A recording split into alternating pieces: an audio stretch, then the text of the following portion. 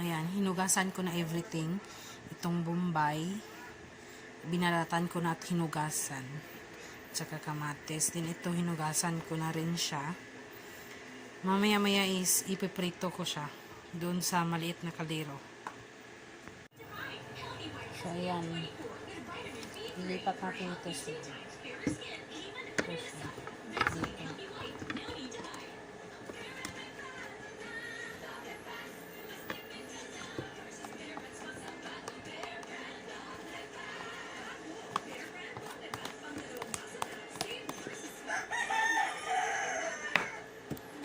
Dito.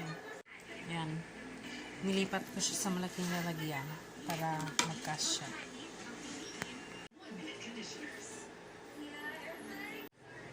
Ayan. Ito siya, slice natin siya. Tawag nito. Ang onion. Slice natin ito siya into small pieces. Dito muna sa kabila. Kasi naka-slice ko kanina.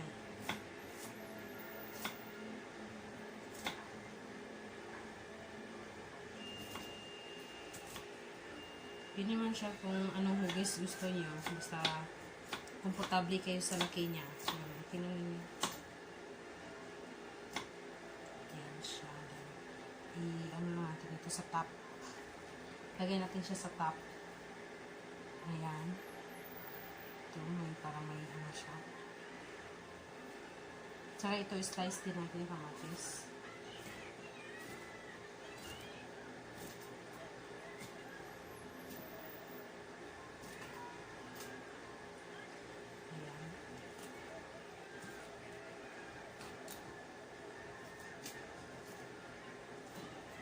Kamatis. Ito siya, nilagay natin. Then,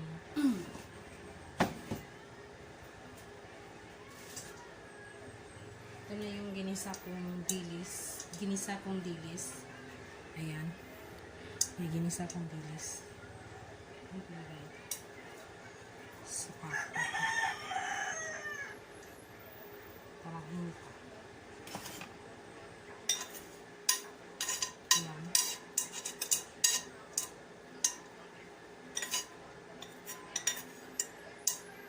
Tapos,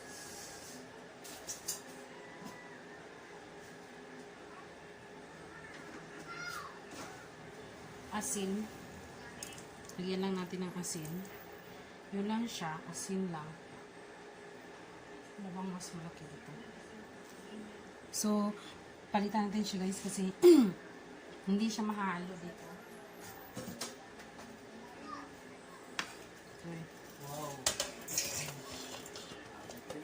Oh, pipino. Okay na. Ayan, ito na yung finished product ko. Ang pinaghalo ko. Nilagyan ko na lang siya ng asin. Ito siyang kaninang pinaghaluan ko na malaki. Pero parang hindi siya mahalo dito. Kaya nilipat ko siya sa mas malaki. Na kung saan komportable kang haluin yung mga ingredients. Ingredients talaga. Ayan. Okay na siya. Masarap na siya. Asin lang nilagay ko. Kamatis at saka bombay. Yan lang. So, diba? May ulam ka na. Minus gastos pa yan, ah. Minus gastos siya kasi pang buong pamilya na siya. Diba? 2 pipino. Ayan. Okay na siya.